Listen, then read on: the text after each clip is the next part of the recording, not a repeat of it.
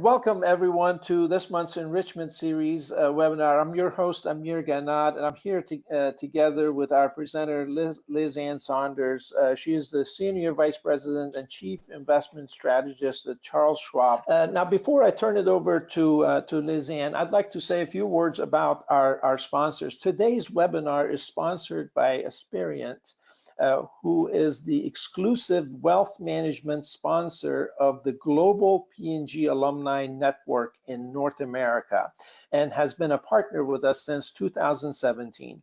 Aspiriant is one of the largest independent wealth management firms in the United States and works with executives, business owners, and entrepreneurs on all aspects of wealth management, including investments, financial planning, philanthropic giving, taxes, and estate planning. They manage over $12 billion in assets for 1,600 families across the nation and are regularly recognized as a forward-thinking, industry-leading firm. For all the registered participants in this webinar, Aspiriant is offering a complimentary 60-minute financial planning consultation.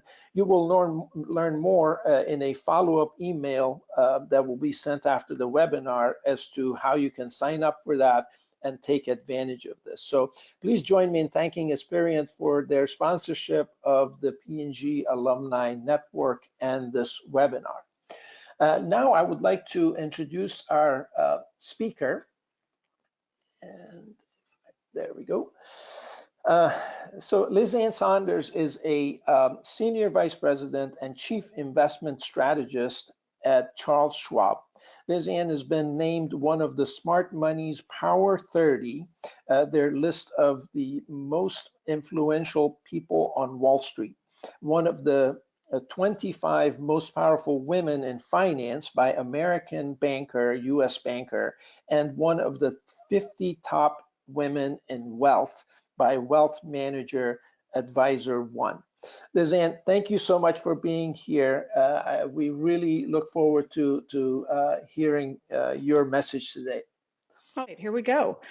So thank you, and thank everybody for tuning in. What I decided to do was put together a somewhat condensed deck of slides that really isn't an attempt to go through everything that I cover and research on a day-to-day basis, but really at a very high level, touch on a number of important macro and then related market topics, and try to stimulate what I hope is a fun and robust Q&A session. So some of this stuff I'll go through fairly quickly, but hopefully, again, it stimulates questions. Okay, so we'll start big picture with the economy. I'll touch obviously on the trade war, where we sit now, a bit on Fed policy, and a couple of other macro topics, and then we'll kind of connect the dots to the market. So at a very broad level, as has been much noted, this is now the longest modern day expansion in history. That's represented by the black dotted line there, and that surpassed the prior one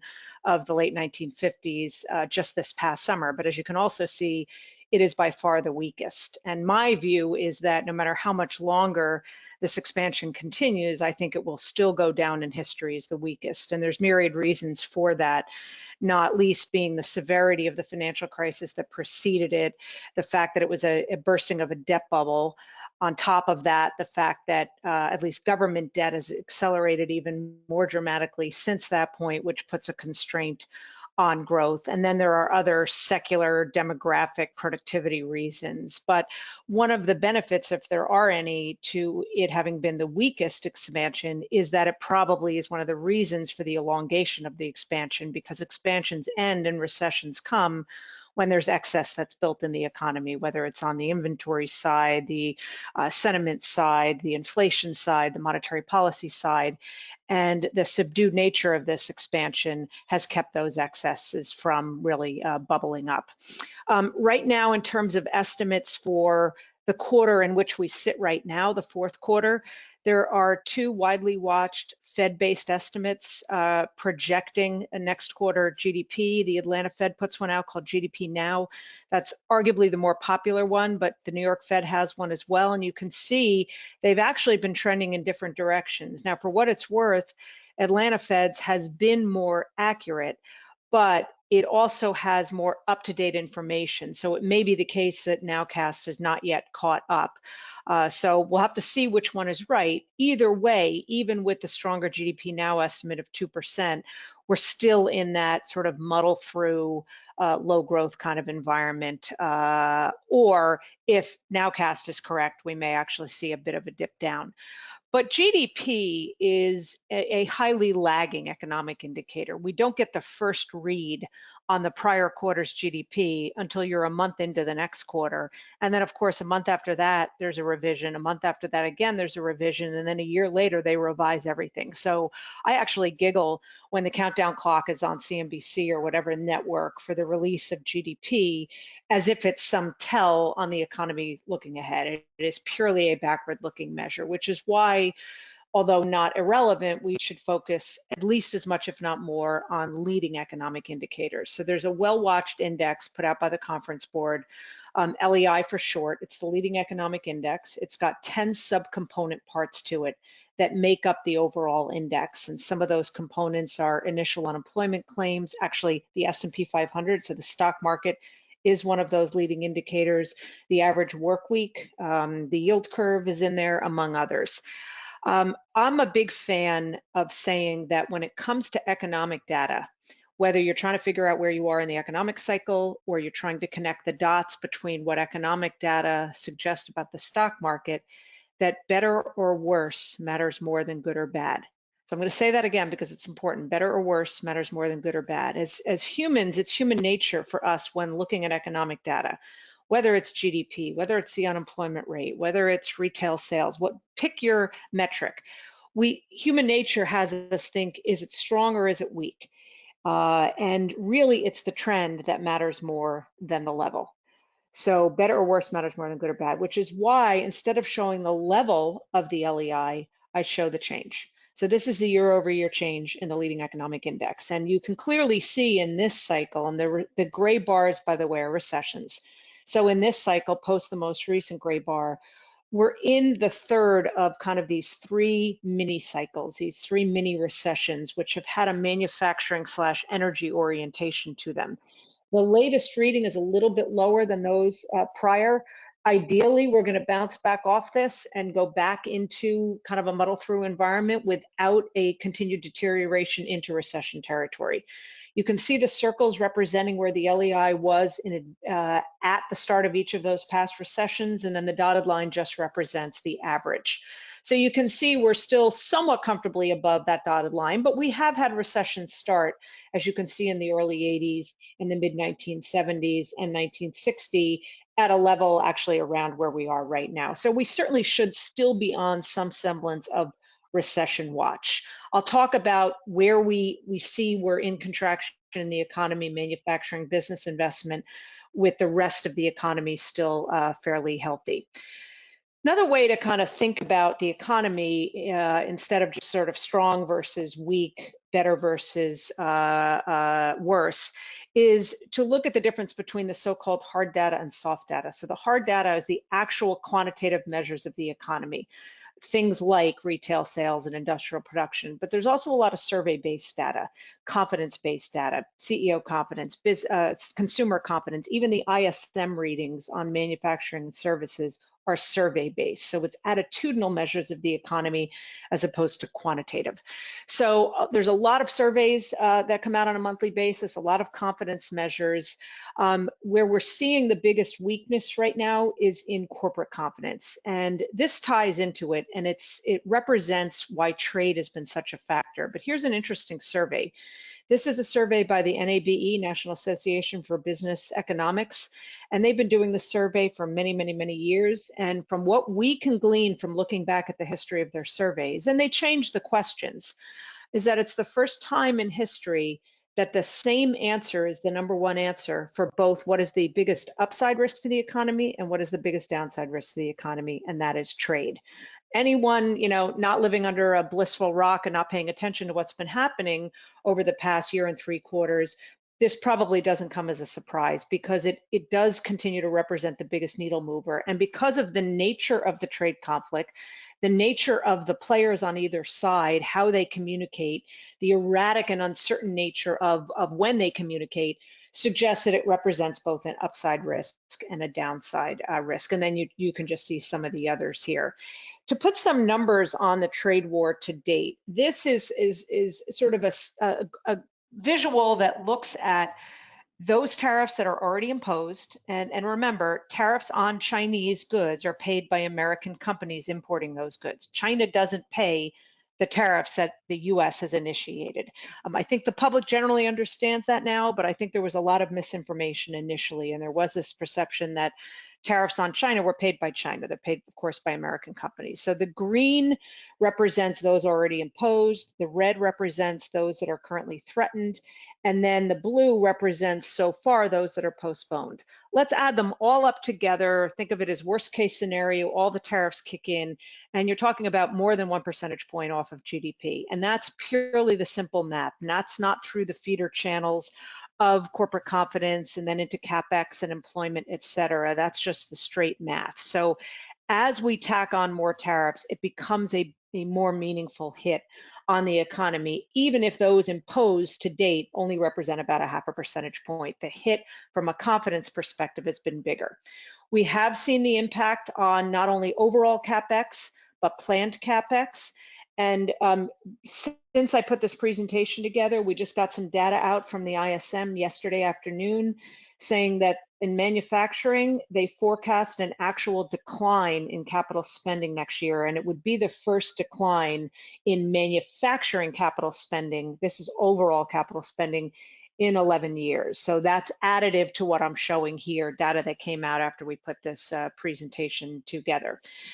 If you compare CEO confidence to consumer confidence, the spread between the two with very weak CEO confidence, and I don't have the separate charts here, we can provide them if there's interest and Amir can let us know, but CEO confidence is actually about as low as it's been since the Great Recession, but consumer confidence has maintained at a much higher level. If you take the differential between the two, you can see that we are plumbing record lows here. So just a record wide gap between very weak CEO confidence and still strong consumer confidence.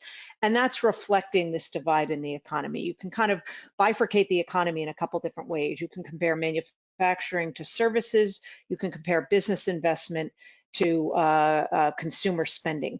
In the case of manufacturing and business investment, they're less of a weight in the economy, but they tend to bunch up their weight. They have a greater ripple effect into the economy, and it tends to happen through the employment channels. Now, based on last Friday's jobs report, so far so good. We're not seeing that weakness morph, but that's what you need to keep an eye on. So then the question is, okay, we've got these hits to confidence, we've got the weakness in capital spending, we've got the ongoing uncertainty with regard to trade. Can what the Federal Reserve has been doing, 3 interest rate cuts this year, now they're in pause mode, reliquefying the short-term liquidity system to improve the repo market, that's added liquidity into the system. Is that sufficient to kind of right the ship? And our contention has been it's sufficient to keep the equity market afloat, at least for now, but it's not the elixir for what ails the business side of the economy, the manufacturing side of the economy. Even Chairman Powell from the Fed has said himself, look, we can't sign a comprehensive trade deal with the Fed. We can just try to support the economy. What this visual actually shows is broader than just the current environment. So instead of thinking about a full market cycle, think about the part of the cycle where the Fed comes in and starts to raise interest rates. So you've had the recovery. Usually the Fed is still cutting rates into the beginning of the recovery. Then they go into pause mode, then eventually get enough of a lift in growth, maybe a pickup of inflation. The Fed steps in, has to start to raise interest rates. That was about 4 years ago, December of 2015, when they began raising interest rates. There's normally then a number of things that happen from the first interest rate increase to the recession that inevitably comes at some point at the end of a cycle. So I thought this dominoes visual would be a good way to look at, okay, the normal things that happen, and the order can vary, but here are the normal things that happen.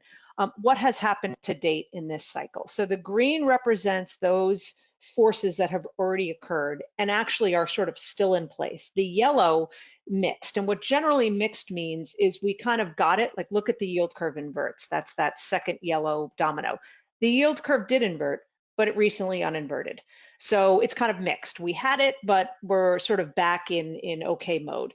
And then the red represents things that have not yet happened. The last two kind of pillars that tend to drop, or dominoes that tend to drop. So we saw stocks rise, we saw PMIs fall, credit spreads widen, but then they pulled back again. The yield curve flattened, it then inverted, it pulled back again, hence the yellow. You see a fall in PEs, you see an increase in volatility, earnings growth weakens, consumer confidence starts to weaken. You can see ISM manufacturing drop to below 50. You see the labor market weaken, recently strengthened again, hence the yellow. Then eventually you get an earnings recession and ultimately a GDP recession. So we may be in the midst of some sort of mild earnings per share recession. I don't think we have anything representing a broader recession other than on the manufacturing side. So we'll talk in a little more detail on that. Now, we had 3 rate cuts this year. The Fed is now in pause mode. We don't expect them to either cut or raise rates, so they're in pause mode. A lot of investors were concerned that if the Fed didn't keep cutting rates, that would be a negative for the stock market.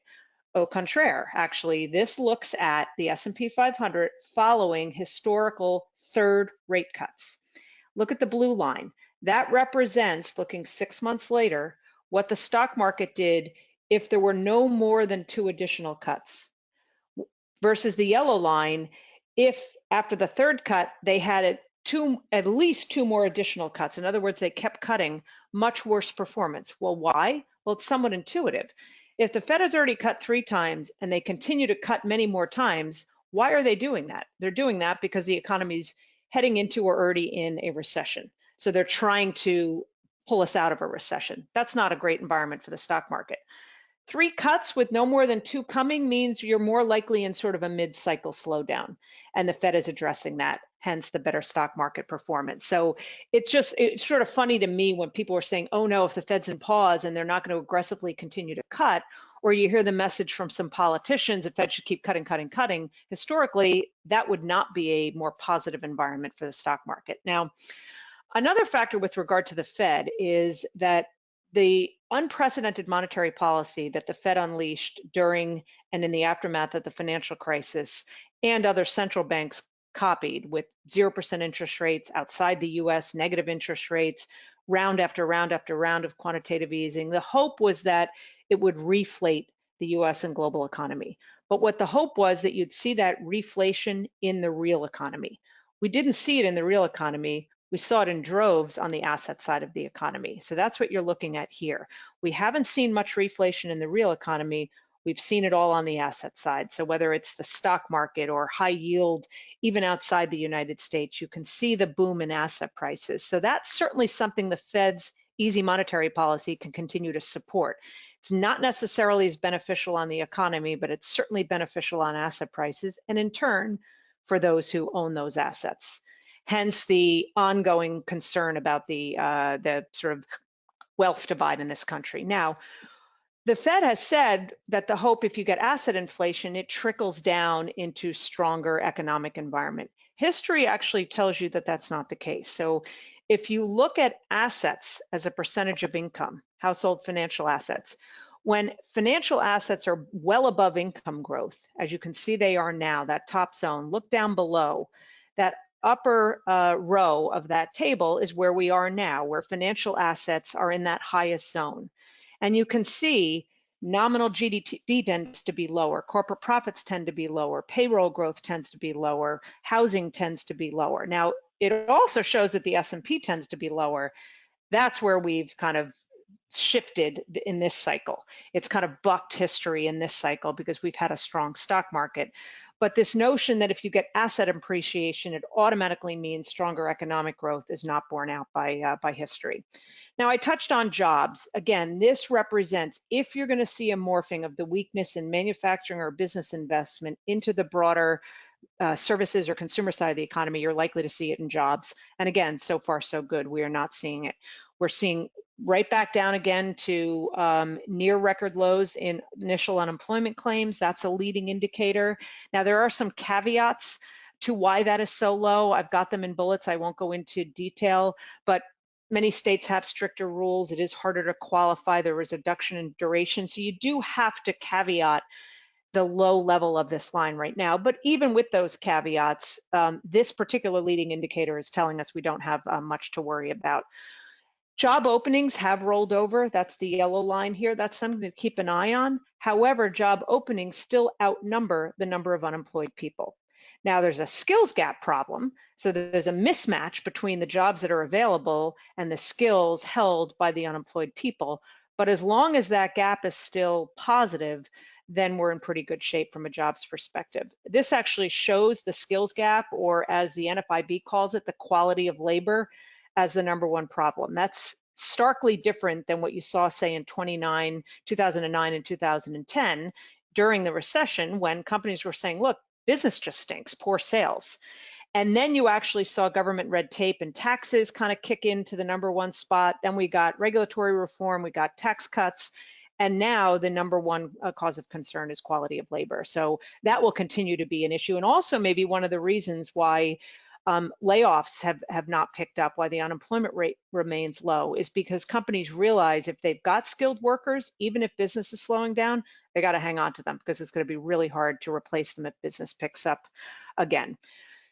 The other big kind of overhang on all of this, and I touched on it as it related to why, although this economic expansion is the longest in history, it's also the weakest. I think the dominant reason for that is this ever-rising burden of debt. Now, we burst the debt bubble in 2008, but that was concentrated in the financial sector. When that debt bubble burst, it also unleashed a deleveraging, a massive deleveraging on the part of the household sector. So the financial sector and the household sector are in pretty good shape right now.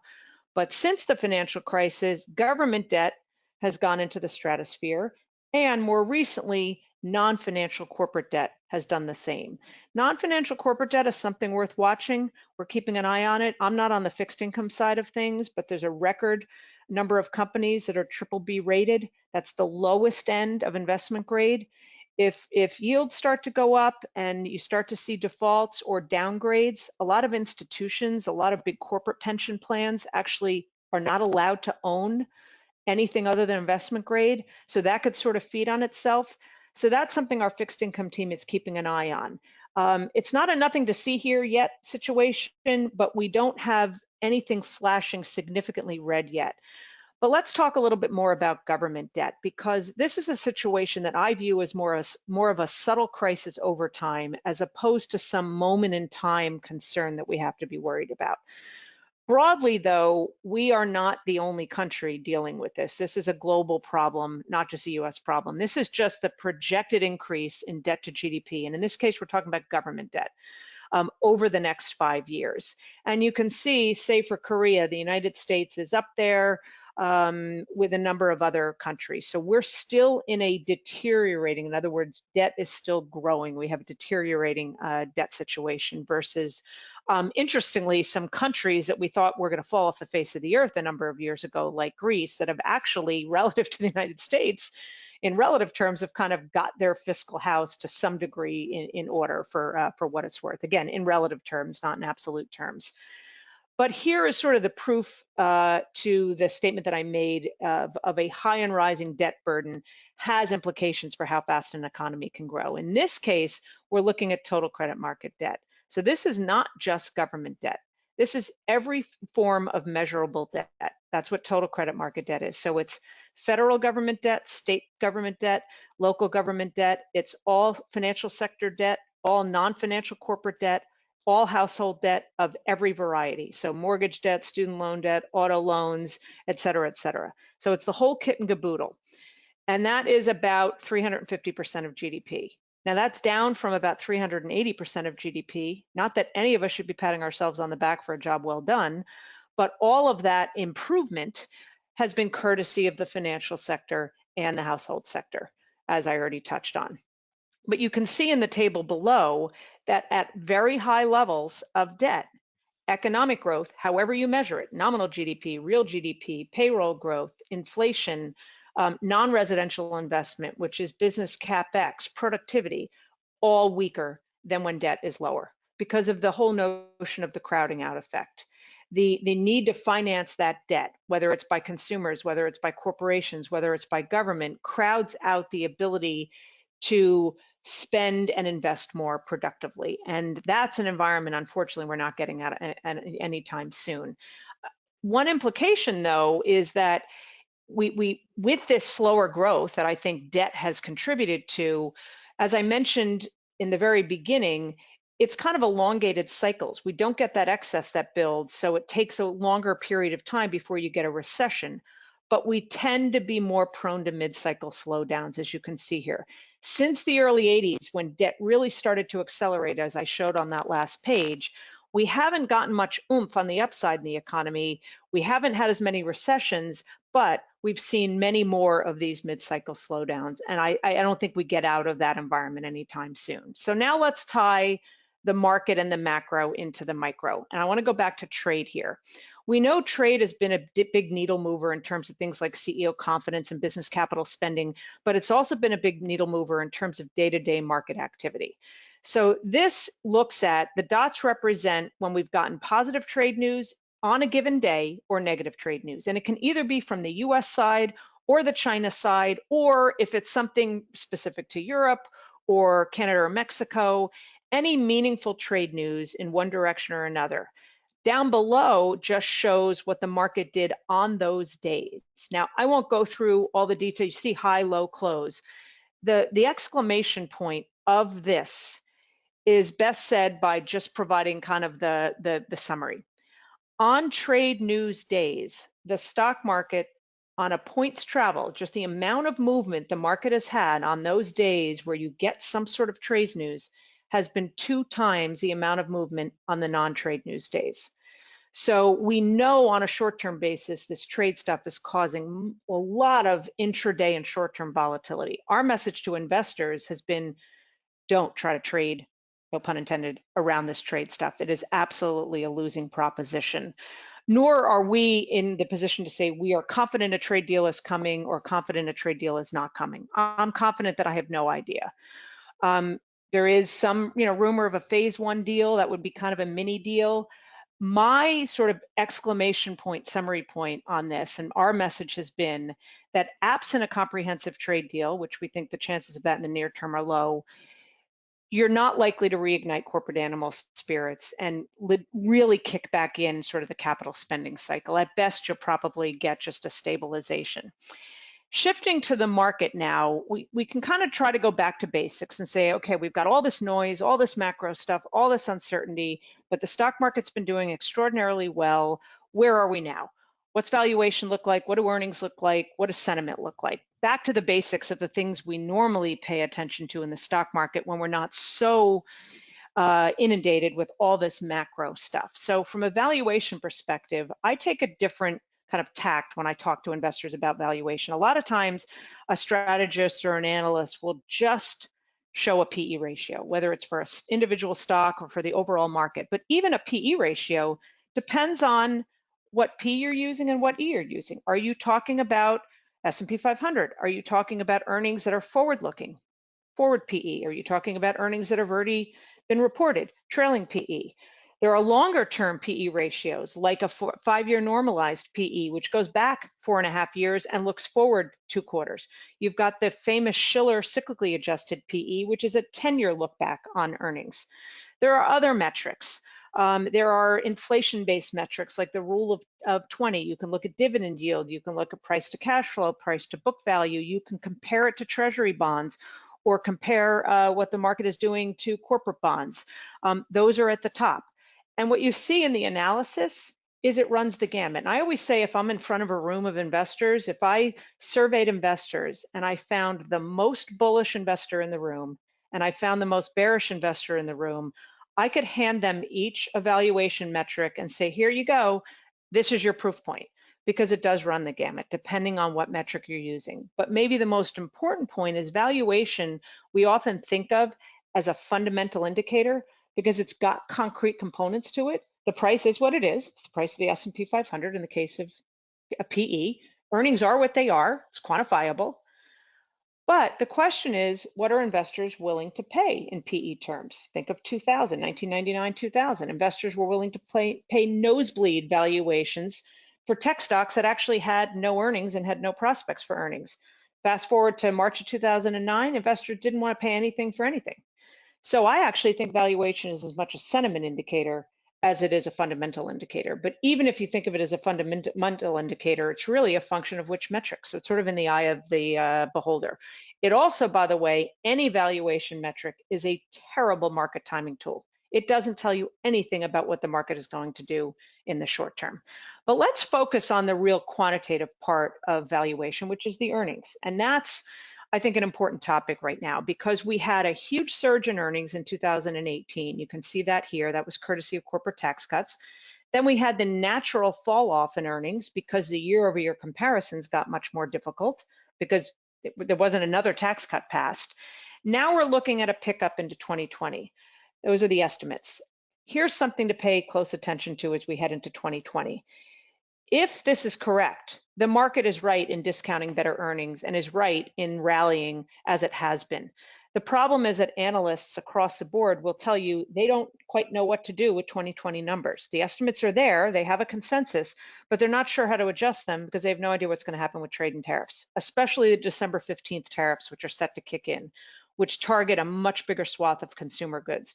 So there's probably going to be a lot more movement in those estimates as we get some answers to these trade-related questions.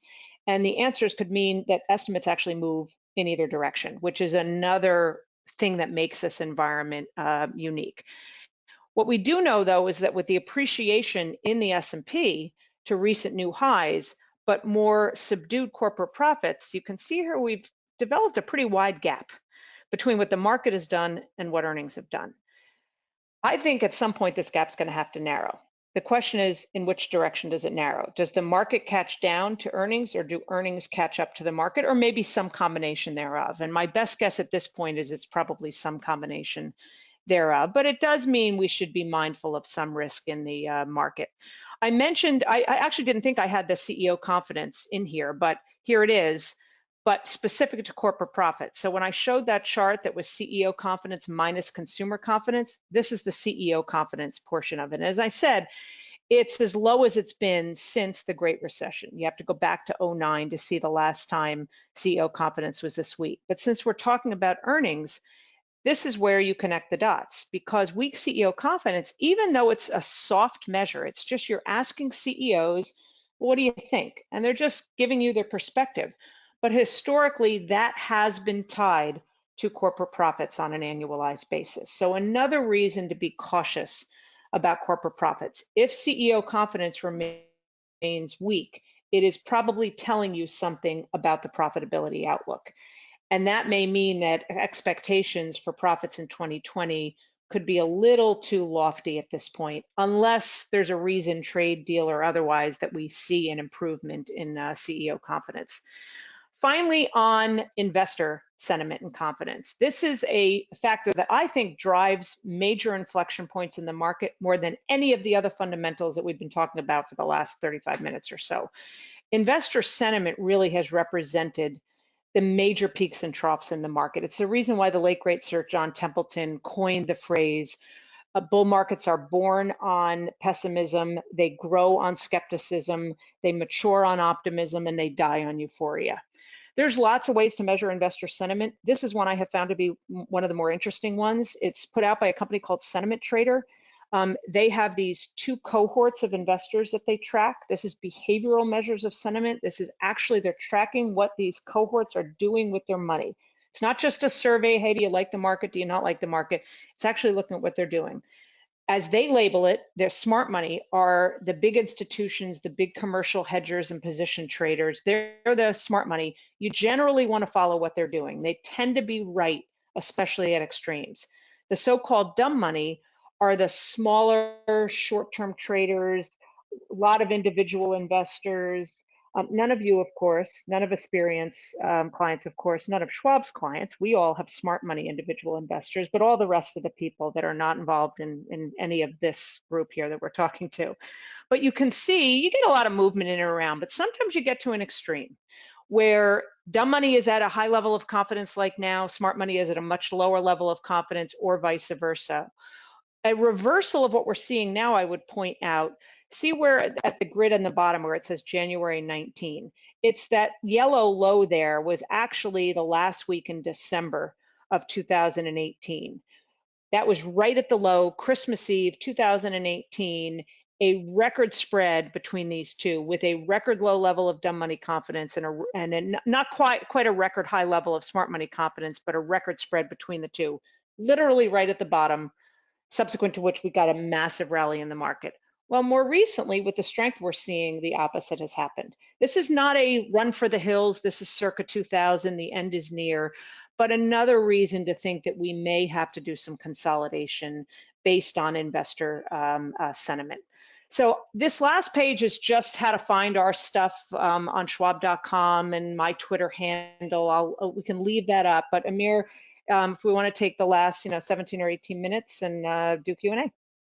Sure. Thank you so much, Lizanne, for that update. I'm going to go ahead and take it back now. We're going to go ahead and take some questions. We've had a few questions that have come in, so I will ask those, and then I would ask the participants to go ahead and send me your questions, and we'll answer as many of them as And we Amir, possibly I'll can. scroll back if I need to, if there's any questions that want to reference a prior page. Got it. So if that's the case, I will then give you the ball back because everybody's seeing my screen right now, but that's okay. Okay. If you want to reference something, I'll bring it back to you. Okay. So fantastic. So one of the questions that's come in is when we have our next recession, what kind of recession do you think is it going to be most likely?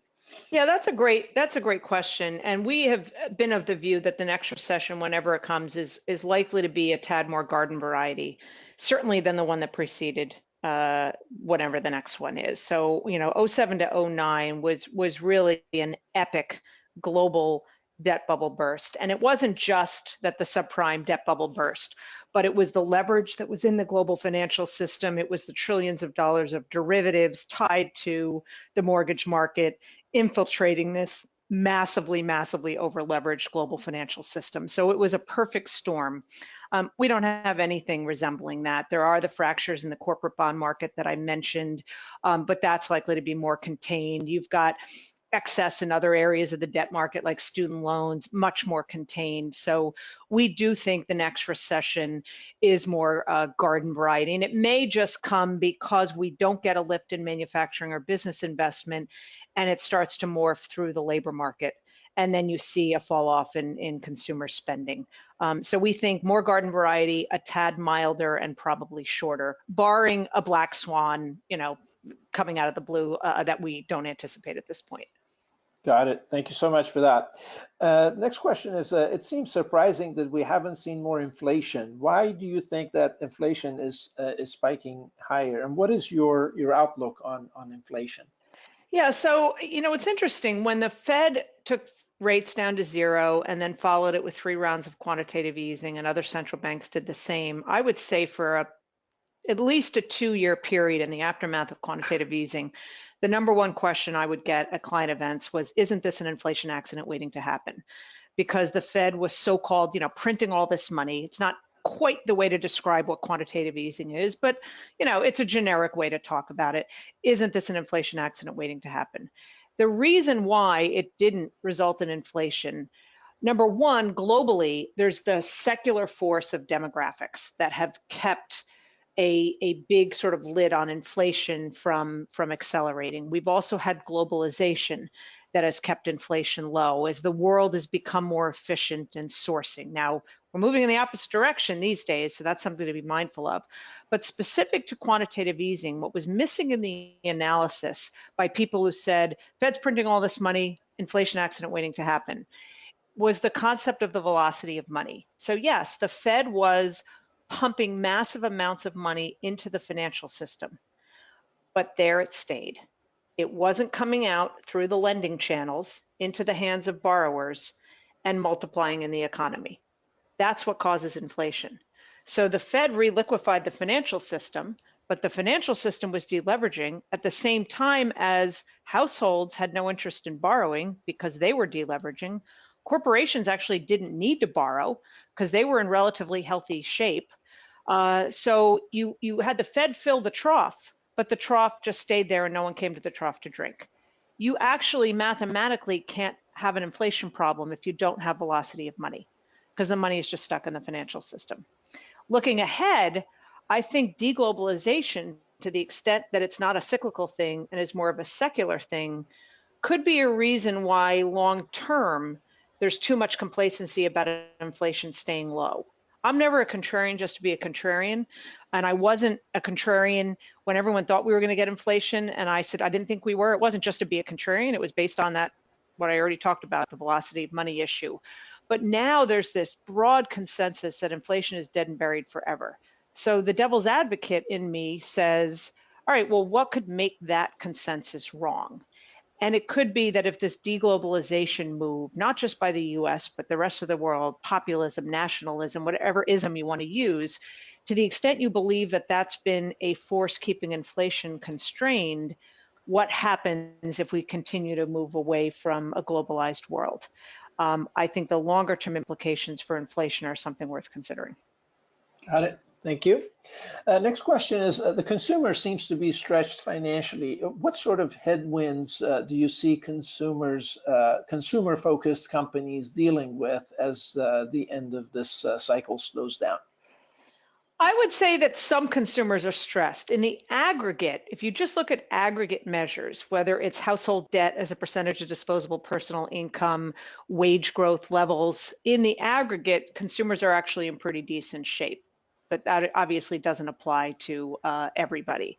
Household debt levels are relatively low, but for certain factions of consumers and households, they're high. If you're a holder of big amounts of student debt, obviously, we're starting to see some problems in auto debt. But generally, the leverage piece is fairly healthy. One of the concerns that I have is in the midst of all these positive headlines with regard to job growth and wages being relatively high, is a lot of the recent improvement in job growth has been on the lower wage end of the spectrum and also in industries that tend to be sort of the first to go when the economy starts to deteriorate. Now that's not a Debbie Downer kind of comment. Let me try to find everything negative in an otherwise good headline. It's just something to be mindful of because of the concentration in many of the new jobs in areas that could be sort of the first to go if you start to see deterioration more from the manufacturing side to the services side. So it's more of a kind of put it on your list of things to keep an eye on. Got it. Thank But you. I think we're going to have a pretty good holiday season because there's a pretty high correlation, interestingly, between retail sales around the holidays and what the S&P 500 is doing. So if the stock market continues to do well, it should bode well for a good holiday season. So we at least potentially have that going for us. Super. Sounds great.